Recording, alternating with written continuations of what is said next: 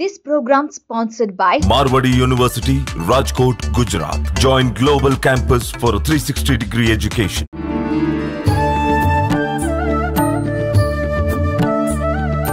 నమస్కారం, welcome to I dream. ధర్మ మార్గం కార్యక్రమానికి స్వాగతం. నేను విజేత. ప్రస్తుతం మనతో పాటు ఉన్నారు ప్రముఖ జ్యోతిష్యులు శ్రీ నందిబట్ల శ్రీహరి శర్మ గారు. ఇప్పుడు గురుగారితో మాట్లాడి మన సందేహాలన్నింటినీ నివృత్తి చేసుకుందాం. నమస్కారం గురుగారు. వాగర్థావివ సంపృక్తౌ వాగర్థ ప్రతిపత్తయే జగతః పితరౌ వందే పార్వతీ పరమేశ్వరౌ. సదాశివ సమారంభాం శంకరాచార్య మధ్యమాం అస్మదాచార్య పర్యంతం వందే గురు పరంపరాం. ఆదిత్యాయ చ సోమాయ మంగళాయ బుధాయ చ గురుశుక్ర శనిభ్యశ్చ రాహవే కేతవే నమః. శృంగేరి పీఠాధిపతులకి, కంచి పీఠాధిపతులకి నమస్కారములు తెలియజేసుకుంటూ కార్యక్రమాన్ని ప్రారంభిద్దాం. గురుగారు, శ్రావణ మాసం మొదలైంది అనగానే ఒక మంచి పండుగ వాతావరణం మొదలవుతుంది. ఆడవాళ్ళందరూ కూడా లక్ష్మీదేవిని ఎక్కువగా ఆరాధిస్తూ ఉంటారు ఈ మాసం అంతా కూడా. అయితే ప్రత్యేకించి ఈ మాసంలో అమ్మవారినే పూజించాల్సి ఉంటుందా, లేదంటే ఇంకేదైనా దైవాన్ని ఆరాధించాల్సి ఉంటుందా? అసలు శ్రావణ మాసం విశిష్టత ఏంటి? ఈ మాసం అంతా కూడా ఎటువంటి విధి విధానాలు, నియమాలు పాటించాల్సి ఉంటుంది గురుగారు, తెలియజేయండి. శ్రావణ మాసం మనకున్నటువంటి అనేక మాసాలలో శ్రావణ మాసము చాలా ప్రత్యేకమైనటువంటిది, కోలాహలంగా ఉంటుంది. అంటే మన పల్లెల్లో, వాడవాడల్లో ఏ ఇంట్లో చూసినా ఆడపిల్లల యొక్క మువ్వల సవ్వడితో కళకళలాడుతూ ఉంటుంది. లక్ష్మీ కళ ప్రతి ఇంట్లో ఉంటుంది. అంటే ఆడపడుచు, స్త్రీమూర్తి, కన్య అందరూ కూడా చాలా సంతోషముగా ఈ వ్రతాలని, నోములని ఆచరిస్తూ ఉంటుంటారు. శ్రావణ మాసము అనేటువంటిది మనకు కొంతమంది పండితుల అభిప్రాయము, శాస్త్రకారుల యొక్క అభిప్రాయం ప్రకారం చూసుకుంటే అంటే ఒక చక్కటి వర్ణన చేశారు. అంటే మనకు ఉగాది ప్రవేశం చేసిన తర్వాత వసంత ఋతువులో ఆకులన్నీ రాలిపోయి కొత్త చిగుర్లు వస్తాయి. కానీ ఈ శ్రావణ మాసానికి ఆ చిగుర్లన్నీ కూడా ఏపుగా పెరిగి నిండుగా కనబడుతుంది. అంటే నిండైనటువంటి యవ్వనము కలిగినటువంటి వ్యక్తికి ఎంతటి శరీరం ఉప్పొంగుతుందో ఈ శ్రావణ మాసంలో వృక్షములు కూడా అంత ఉప్పొంగిగా ఉంటాయి. అంటే ఈ శ్రావణ మాసాన్ని ఒక కన్యామాసముగా చెప్పబడి ఉంది. అంటే చాలా గొప్పగా వర్ణించారు, చాలా విశిష్టమైనటువంటిది. అంటే మనిషికి ఏ పనైనా చేయగలిగే శక్తి, మంచి శరీర పటుత్వము యవ్వనంలోనే కదమ్మా.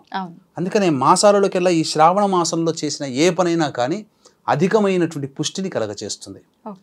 అయితే ఈ శ్రావణ మాసంలో అందరికీ గుర్తొచ్చేటువంటిది లక్ష్మీ పూజ, కామన్గా అందరికీ తెలిసిందే. కానీ ప్రత్యేకించి శ్రావణ మాసాన్ని మనము చాలా భారతదేశంలో సనాతనముగా ఈశ్వరుని కోసమే కేటాయించబడినటువంటి మాసం. ఈశ్వరుణ్ణే ఆరాధన చేయాలి ఎక్కువగా. దీనికి ఒక రీజన్ కూడా ఉంది. ఇప్పుడు కనుక ఈ రీజన్ చెబితే మన వీక్షించేటువంటి ఐడియల్ ప్రేక్షకులు చాలా నిజమే కదా అనే ఒక సందేహాన్ని ఒక క్వశ్చన్ మార్క్ లో పెడతారు. ఏంటనంటే మనం ఇంతకుముందు మనం తొలి ఏకాదశి గురించి చేసుకున్నాం. ఆ తొలి ఏకాదశిలో చెప్పుకున్న ప్రధానం ఏంటి? విష్ణు భగవానుడు శయనమందు వెళ్తాడు, నిద్రపోతాడు. మరి యొక్క సృష్టి ధర్మాన్ని మళ్ళీ కార్తీక మాసంలో ఏకాదశి రోజున ఉత్థాన ఏకాదశి అని చెప్పి ఏకాదశి రోజున మేల్కొంటాడు. మరి సృష్టి స్థితి లయకారకాలలో లయకారకుడు పరమేశ్వరుడు, స్థితి మంచి చెడును రక్షించేవాడు విష్ణువు. అటువంటి విష్ణువే నిద్రపోతున్న సమయంలో మరి ఎవరు వహించాలి బాధ్యత? కాబట్టి మిగిలింది ఎవరు? శివుడు. కాబట్టి లయాన్ని చేసేవాడైనా స్థితిని కాపాడేవాడైనా శివునికే ప్రాధాన్యత వచ్చింది. ఇప్పుడు అంటే శివకేశవులకి అభేదం, కానీ విష్ణు భగవానుడు నిర్లిప్తంగా ఉన్న సమయంలో శివుడే జాగరూకుడై ఈ యొక్క ప్రపంచాన్ని అంతా కూడా కాపాడుతుంటాడు. అంతటి మహానుభావుడికి ఈ యొక్క శ్రావణ మాసం చాలా ప్రత్యేకించింది. అందుకనే మీరు గమనించుకుంటే ఉత్తరాది ప్రాంతంలో ఎక్కువగా శివారాధనే చేస్తారు. ఈ శ్రావణ మాసంలో కిటకిటలాడిపోతుంది భక్త సందోహాలు. మనలాంటి వాళ్ళు వెళ్ళి శివాలయానికి వెళితే మనకు దర్శనం అంత తొందరగా కాదు. మీరు కావడిలు మోసుకొని వెళ్తుంటారు చూసారా మీరు ఉత్తర భారత, వాళ్ళందరూ కూడా ఈ శ్రావణ మాసంలోనే ఎక్కడెక్కడి నుంచో ఊళ్ళ నుంచి వాళ్ళ ఇంటి దగ్గర నదీ జలాలను తీసుకొని వచ్చి నడుచుకుంటూ, కాళ్ళు లేకుండా నడుచుకుంటూ వచ్చి ఆ జ్యోతిర్లింగము లేదా సిద్ధక్షేత్రం అయినటువంటి శివాలయంలో ఆ నీటితో అభిషేకం చేసి అక్కడికి దగ్గరలో ఉన్నటువంటి నీటిని తీసుకొని మళ్ళీ ఇంటికి వెళ్తారు. ఇదే కావడి ఉత్సవం. భోలేనాథ్ బాబా అత్యంత భక్తి ప్రపత్తులమ్మ. అసలు లక్షల మంది కాలినడకన వెడతారు. ఈశ్వరునికి ప్రత్యేకమైనటువంటిది. అందున ఈసారి 4వ తారీఖు ఆగస్టు ఆదివారం అమావాస్య వచ్చింది కదమ్మా. ఈ శ్రావణ మాసం సోమవారంతో ప్రారంభమవుతుంది. అంటే ఈశ్వరునికి సంబంధించినటువంటి ప్రారంభం. కాబట్టి ఇటువంటి ఈశ్వరునికి సంబంధించిన మాసము అయినటువంటి ఈ శ్రావణ మాసంలో శివారాధన అత్యంత ప్రత్యేకమైనది. మీరు అడిగినట్టుగా ఈ యొక్క శ్రావణ మాసం అంతా కూడా ప్రతిరోజు ఒక దేవతారాధనే. సోమవారం నాడు ఈశ్వరుడు, మంగళవారం నాడు గౌరీదేవి, బుధవారం నాడు వినాయకుడు, గురువారం నాడు దత్తాత్రేయుడు, శుక్రవారం నాడు లక్ష్మీదేవి, శనివారం నాడు వెంకటేశ్వరుడు, శ్రావణ శనివారాలు, ఆదివారం నాడు ఎలాగో సూర్యోపాసన చేస్తాం. కాబట్టి ప్రతిరోజు కూడా ఒక పుణ్యతిథే. కాబట్టి కానీ ఎక్కువగా వీక్షించేటువంటి ప్రేక్షకులు ఈ శ్రావణ మాసం చెప్పబడి ఉంది ఏంటంటే, ఈశ్వరునికి సాక్షాత్తు పరమేశ్వరుడు పార్వతీదేవి అడిగింది, అయ్యా నీకు ఉన్న అన్ని మాసాల్లో కల్లా ఏ మాసం ఇష్టం అయ్యానంటే, మనలాంటి వాళ్ళమైతే టక్కున కార్తీక మాసం, మాఘమాసం, శివరాత్రి కాబట్టి అని చెప్తాం. కానీ ఈశ్వరుడు చెప్పింది వేరు. ఈశ్వరుడు చెప్పింది, ఓ దేవి నాకు ఇష్టమైనటువంటిది శ్రావణ మాసము. ఈ శ్రావణ మాసంలో నన్ను ఎవరైతే ఆర్ద్రమైనటువంటి హృదయంతో కొలుస్తారో వాళ్ళకి వాళ్ళ కోరికలు నేను తప్పకుండా నెరవేరుస్తాను అని చెప్పి, అందుకనే వీక్షించేటువంటి ప్రేక్షకుల్లో ఐ డ్రీమ్ మహిళా ప్రేక్షకులు, ఆడపడుచులు అందరూ కూడా చక్కగా ఈ శ్రావణ మాసమంతా శివనామస్మరణ చేసుకుంటూ మీరు పనులు చేసుకోండి. ఏ పనిలో ఉన్నా శివాయ నమః అనుకోండి. ఎందుకనంటే చాలామంది తెలియక ఓం నమ శివాయ, ఓం నమ శివాయ అంటారు, ఫలితం రాదు. నేను ఎందుకంటే సామాన్య జనుల పక్షపాతిగా ఉండి ఉపాసన ఉండి మాలాంటి వాళ్ళు ఆ యొక్క మంత్రాన్ని జపిస్తారు, ఓం నమ శివాయ. కానీ అందరికీ అర్హత ఉండదు జపించే అర్హత. అది ఎందుకంటే బీజాక్షరంతో కూడుకుంటుంది కాబట్టి ఉపదేశం ఇచ్చిన గురువుగారి ద్వారానే తీసుకోవాలి. ఇదే విషయాన్ని శృంగేరి భారతీ పీఠ వ్యవస్థాపకులు, ఆ శృంగేరి జగద్గురు పీఠాధిపతులని అడిగాను. మాలాంటి వాళ్ళం అంటే చేసుకుంటామండి, మరి సామాన్యమైనటువంటి భక్తజనులు శివానుగ్రహం కోసం ఏ నామాన్ని చేస్తే పంచాక్షరి జపం చేసిన ఫలితం కలుగుతుందంటే ఆయన ఒకటే చెప్పారు, నాకే స్వయంగా చెప్పారమ్మా, శివాయ నమః అని అంటూ ఉండండి, పంచాక్షరి జపం చేసిన ఫలితం కలుగుతుంది అని చెప్పన్నారు. కాబట్టి వీక్షించేటువంటి ప్రేక్షకులు మీకు అవకాశం కుదిరినప్పుడల్లా శివాయ నమః అనుకుంటూనే జపం చేసుకుంటూనే ఈ నెల మాసమంతా ఉండండి. అవకాశం ఉంటే, భక్తి ఉండి, శ్రద్ధ ఉంటే ఈ నెల మాసమంతా కూడా బ్రహ్మచర్య వ్రతాన్ని పాటించడం, నేల మీద నిద్రపోవడం అనేటువంటిది అలవాటు చేసుకోండి. మాంసాహారాన్ని భుజించకూడదు. ఇక చాలామందికి తెలియనటువంటి విషయం ఏంటనంటే, ఈ యొక్క శ్రావణ మాసంలో వంకాయ కూర తినకూడదు, నిషిద్ధము. వంకాయ కూర నిషిద్ధము. ఎందుకని గురువుగారు? అది తింటే అశుభము, అది అపవిత్రం అవుతుంది అనేటువంటి భావన. ఎందుకంటే అది విశ్వామిత్ర సృష్టి అది. కాబట్టి ఈ యొక్క వంకాయ కూర తినకూడదు. సాధారణంగా వంకాయ కూరని ఈ యొక్క ఏకాదశి, చతుర్దశి తిథులలో తినకూడదు. అసలు శ్రావణ మాసంలో అసలు వంకాయ కూర తినకూడదు, నిషిద్ధము, శాస్త్ర ప్రమాణంగా చెప్పబడి ఉంది. ఇక బ్రహ్మచర్య వ్రతం ఎలాగో పాటించమని చెప్పాం కదమ్మా. ఇక స్త్రీమూర్తులు, మీరు ఇంట్లో ఉన్నటువంటి దేవుడి చిత్రపటాలని అమావాస్య రోజున కడగకూడదు, తుడవకూడదు. కాబట్టి ముందు శనివారం రోజున తుడిచిపెట్టుకోవచ్చు, లేదా సోమవారం ఉదయాన్నే సూర్యోదయం కంటే ముందే లేచి కాలకృత్యాదులు తీర్చుకొని ఇంటిని పరిశుభ్రంగా ఉంచుకోవాలి. మొట్టమొదలు చేయాల్సినటువంటిది ఏంటంటే ఇంటిని ఎప్పుడూ పరిశుభ్రంగా ఉంచుకోవాలి. దుమ్ము అనేటువంటిది ఇంట్లో ఉండకూడదు. ఇక ప్రతి గడపకి కూడా పసుపు, కుంకుమ, ఆ బొట్లు పెట్టడం, పసుపు రావడం ప్రతిరోజు చేస్తే చాలా విశేషం. చేసిన తర్వాత ఇక ఇంట్లో తులసి చెట్టు దగ్గర ప్రతిరోజు ముగ్గు వేయాలి. ఆ తులసి చెట్టు దగ్గర ఆ తులసి చెట్టుకు నీళ్లు పోయడము, ప్రతిరోజు కూడాను ఆ యొక్క ఆవు నేతితో దీపారాధన చేయాలి. ఇక వీక్షించే ప్రేక్షకుల్లో భర్తలు, మగవాళ్ళు ఉంటారు, సోదరులు ఉంటారు. ఆడవాళ్ళని మాత్రం ఇబ్బంది పెట్టకండి. ఎప్పుడు ఆ నెల రోజులంతా కూడా అత్యంత ప్రేమతో చూడండి అయ్యా, లక్ష్మీ కళ ఉట్టిపడుతుంది. ఆనందంతో, చిరునవ్వుతో మీ ఇంటి ఆడపిల్ల, ఆడపడుచైనా కావచ్చు, కోడలైనా కావచ్చు, భార్య అయినా కావచ్చు, తల్లి అయినా కావచ్చు, కూతురైనా కావచ్చు, నవ్వుతూ తిరగాలి. చక్కగా ఆ స్త్రీమూర్తి అమ్మ చక్కగా పసుపు రాసుకొని, పాపిట బొట్టు, నుదుట బొట్టు, అలాగే కంఠమందు గంధము, కాళ్ళకి ఎప్పుడు కూడా పసుపు అనేటువంటిది ఆరకూడదు. ఈ నెల రోజుల పాటు చక్కగా చేతి గాజులు, చక్కగా పూలు పెట్టుకొని లక్ష్మీ ఇంట్లో నడుస్తుందేమో అన్నంత ఆనందంగా ఆ ఇంట్లో శుభప్రదం ఉండాలి. ఎప్పుడు కూడా ప్రతిరోజు తులసి చెట్టు దగ్గర దీపారాధన, ఇంట్లో పూజా మందిరంలో దీపారాధన చేసుకోవాలి. ప్రతిరోజు కూడా ధూపం వేయాలి, సుగంధ భరితమైనటువంటి ధూపం వేయాలి. అలాగే సాయంత్రం సూర్యాస్తమైన లోపలనే మళ్ళీ ఇల్లంతా కూడాను చిమ్ముకోవాలి. ఇక 2 రోజులకు ఒకసారి ఇంట్లో బకెట్ నీళ్ళలో గళ్ళుప్పు వేసి ఆ యొక్క నీటితో శుభ్రంగా చూసుకోవాలి.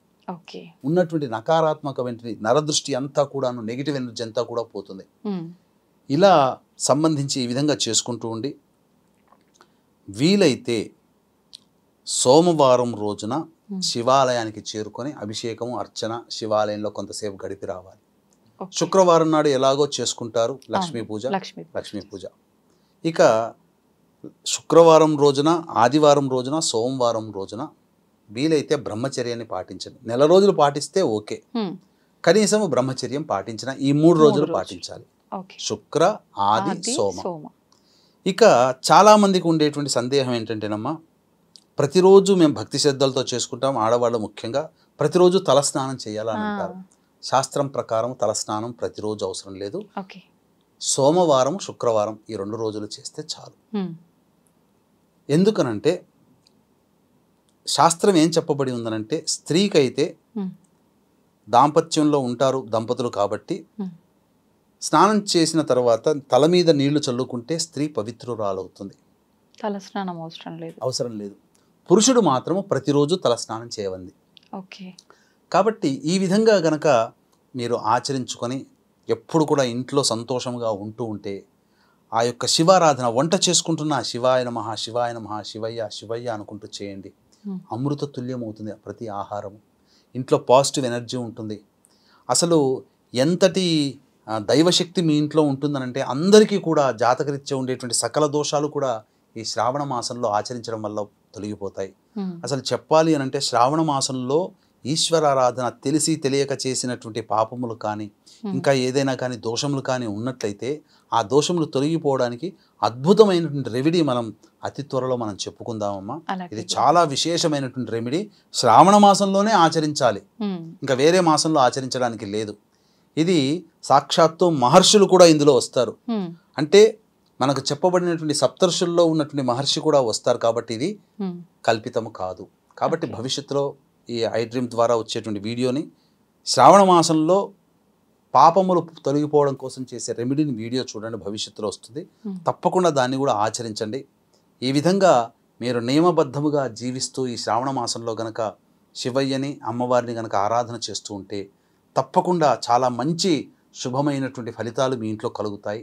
ఎప్పుడు కూడా ఆడవాళ్ళు జుట్టు విరబూసుకొని పూజ చేయడం కానీ, విరబూసుకొని ఇంట్లో ఉండడం కానీ ఉండకూడదు. ఆనందంతో, కలహాలు లేకుండా, ఏది అయినా కానీ కోప ఉద్రిక్తలు లేకుండా ప్రశాంతంగా ఉండండి. ఈ చేసుకునేటువంటి పూజ చేసుకునేటువంటి ఆడవాళ్ళని కూడా ఇంట్లోని మగవారు అర్థం చేసుకొని చక్కగా వారికి సహకారం అందించినట్లయితే ఆమె చేసే పూజలు ఎవరి కోసమండి? మీకోసమే కదా, మీ పిల్లల కోసమే కదా, మీరందరూ బాగుండాలనే కదా. కాబట్టి ఆమె పూజకి మీ వంతు సహాయ సహకారాలు కూడా అందిస్తే ఆమె చేసిన పుణ్యం కూడా మీకు కూడా లభిస్తుంది. తద్వారా మీరు విజేతలు అవుతారు. రావణాసురుడు మండోదరి పాతివ్రత్యం చేతనే కాదు, మండోదరి చేసేటువంటి పూజ ప్రభావం వల్ల కూడా రావణాసురుని ఎదుర్కోలేకపోయాడు. ఆ పూజని అపవిత్రం చేస్తే తప్ప రావణాసురుడు చనిపోడనగానే ఆ విధంగా ఆంజనేయుడు అపవిత్రం చేయడం పూజని, ఆ విధంగా రావణాసుర సంహారం జరగడం, ఇవన్నీ జరిగాయి. అంటే ఒక భార్య తన భర్త ఆయుష్ కోరి చేసేటువంటిది ఏదైనప్పటికీ కూడా ఆ భర్తకి మంచి జరుగుతుంది. కాబట్టి దీన్ని దృష్టిలో పెట్టుకొని మీరందరూ కూడా మీ ఇంటి ఇల్లాలని ప్రేమగా చూసుకొని ఆ చేసుకునే శ్రావణ మాసంలో చేసుకునే పూజలకు సహకరించమని చెప్పవచ్చు. గురువుగారు, ఈ నెలంతా కూడా భక్తి శ్రద్ధలతో పూజ చేసుకోవాలి, దైవారాధన చేసుకోవాలని చెప్పి అనుకుంటారు. కానీ ఆడవారికి వీలు కాని పరిస్థితుల్లో 5 రోజులు ఉంటాయి కదా, అప్పుడు మిగతా వారు ఎవరైనా ఆ సమయంలో ఇంట్లో దీపారాధన చేయొచ్చు అంటారా? దీపారాధన చేయవచ్చు. కాకపోతే ఆ సమయంలో ప్రకృతి పరంగా ఋతుక్రమం వచ్చినటువంటి రజస్వలైనటువంటి స్త్రీలు ఇక ఆ పూజా మందిరంలో కానీ ఎప్పుడు పడితే అట్లా ఇంట్లో ఇదొరకట్లాగా అలవాటు చేసుకున్నట్టుగా తిరగకూడదు. వాస్తవానికమ్మా అది అది సంబంధించినటువంటి దోషము కొంత ఏర్పడుతుంది. ఇంద్రుడికి వచ్చినటువంటి దోషాన్ని నలుగురికి పంచాడు, అందులో స్త్రీలు కూడా తీసుకున్నారు. అందుకనే ఇంద్రుడు వరం ఇచ్చాడు తిరిగి, ప్రతి నెల నా యొక్క దోషాన్ని మీరు తీసుకుంటున్నారు కాబట్టి మీరు రజస్వల పూర్తయిన తర్వాత మళ్ళీ మీరు పవిత్రురాలవుతారు. అందుకనే స్త్రీ ఎల్లప్పుడూ పతివ్రత, పవిత్రమే స్త్రీ ఎప్పుడు కూడా. ఆ విధంగానే అందులో అప్పటి నుంచే నానులోకి వచ్చింది. కాబట్టి ఇంట్లో అసలు ఎప్పుడు కూడా రజస్వల అయిన తర్వాత ఋతుక్రమంలో తిరగకూడదమ్మా. అందున ఇటువంటి నియమాలు ఉన్నప్పుడు తిరగకూడదు, ఏ వస్తువుల్ని తాకకూడదు, ఇంట్లో మనుషుల్ని తాకకూడదు. ఈ నియమాన్ని పాటించుకుంటూ 4వ రోజు మాత్రము స్నానం ఆచరించుకొని ఇంట్లోకి రావచ్చు. వచ్చి ఇంట్లోని వస్తువులని శుభ్రపరచుకోవడానికి మాత్రం ఉపయోగపడవచ్చు. కానీ 4వ రోజు కూడా వంట చేయకూడదు. శాస్త్రము 5వ రోజున మాత్రమే అంగీకరించింది. 5వ రోజున సకలమైనటువంటి శుభ కార్యక్రమాల్లో ఇంట్లో కూడా వంట వండుకోవడానికి ఉపకరిస్తుంది. కాబట్టి 4 రోజుల పాటు నిషేధం అని చెప్పవచ్చు వీటన్నిటికీ. కాకపోతే 4వ రోజు ఇంట్లో అన్ని ముట్టుకొని అన్ని శుభ్రపరచుకోవడానికి 4వ రోజు అంగీకరిస్తుంది శాస్త్రం. ధన్యవాదాలు గురుగారు. మా సందేహాలన్నింటినీ కూడా చక్కగా నివృత్తి చేశారు. నమస్తే. సర్వం శ్రీ ఉమామహేశ్వర పరబ్రహ్మార్పణమస్తు.